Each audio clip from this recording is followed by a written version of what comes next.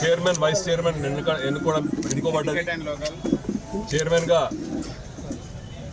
తీగల సురేంద్ర గారు, అదేవిధంగా వైస్ చైర్మన్గా బాదం రమేష్ గారిని మా కోరం మా సభ్యులందరూ కలిసి ఈరోజు మున్సిపాలిటీ చైర్మన్గా వైస్ చైర్మన్గా ఎన్నుకోబడ్డది. మేము వచ్చిన 2 సంవత్సరాల్లో పట్టణ అభివృద్ధి కోసం ఎన్నో కృషి చేస్తూ కష్టపడుతూ ఎన్నో ఫండ్స్ తెస్తూ తెలంగాణలో ఎక్కడ ఇవ్వనంత ఫండ్ కేవలం మా నాగర్కల్ పట్టణంకి ఇచ్చినందుకు ముఖ్యమంత్రి గారికి, డిప్యూటీ ముఖ్యమంత్రి గారికి వారికి ధన్యవాదాలు చెప్తూ రేపు రాబోయే 3 సంవత్సరాలు కూడా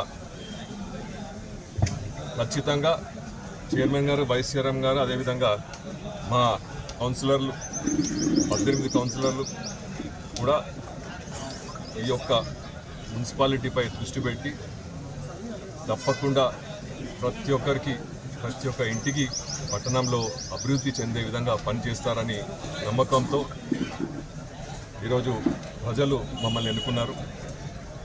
24 సీట్లు 18 వచ్చినాయి కాబట్టి పట్టణ ప్రజలందరికీ కూడా ధన్యవాదాలు, కృతజ్ఞతలు తెలియజేస్తూ ఎట్లయితే నా ఎలక్షన్లో వాళ్ళు ఆశీర్వదించారో ఇప్పుడు కూడా మా సభ్యులందరినీ కూడా అదేవిధంగా ఆశీర్వదించారు. అందరినీ కూడా వాళ్ళకి మరొకసారి హృదయపూర్వక ధన్యవాదాలు చెప్పుకుంటూ తప్పకుండా మున్సిపాలిటీపై మేము గత ప్రెస్ మీట్లో చెప్పడం జరిగింది.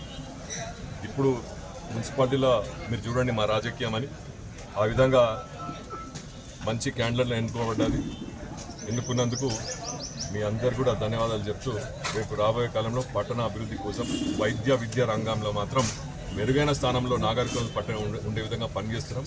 మా కౌన్సిలర్ కూడా వారు మాకు సహకరిస్తారు.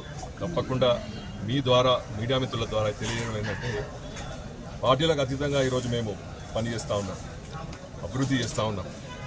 ముఖ్యంగా ఏ పార్టీలో ఉన్నా కానీ వాళ్ళ పిల్లలకైతే చదువు కోసం విద్యారంగంలో మెరుగైన స్థానంలో రావాలనే కోరికతో ఎన్నో అభివృద్ధి పథకాలు చేస్తున్నాం. జూనియర్ కాలేజ్ కానీ, స్కూళ్ళ గదులు కానీ, బుక్స్ కానీ ఏదో విధంగా మేము విద్యార్థులకు పనిచేస్తూ ఉన్నాం.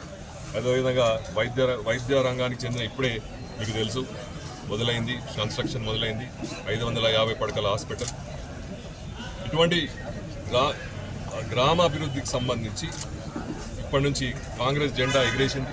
తప్పకుండా మేము ఈ 2 సంవత్సరాల్లో పనిచేసినాము, అంతకంటే మెరుగైన విధంగా మేము పనిచేస్తాం. ఎందుకంటే ఇప్పుడు మా మున్సిపాలిటీ కూడా మాకు కైవసమైంది కాబట్టి తప్పకుండా కాంగ్రెస్ పార్టీ పద్ధతే ప్రజాపాలన కాబట్టి ప్రజలకు పనికొచ్చే ప్రతి ఒక్క పని కూడా తప్పకుండా మేము చేస్తామని తెలియజేస్తూ ఈ అవకాశం ఇచ్చినందుకు ప్రజలకు మరొకసారి హృదయపూర్వక ధన్యవాదాలు సెలవు తీసుకుంటాం. జై కాంగ్రెస్.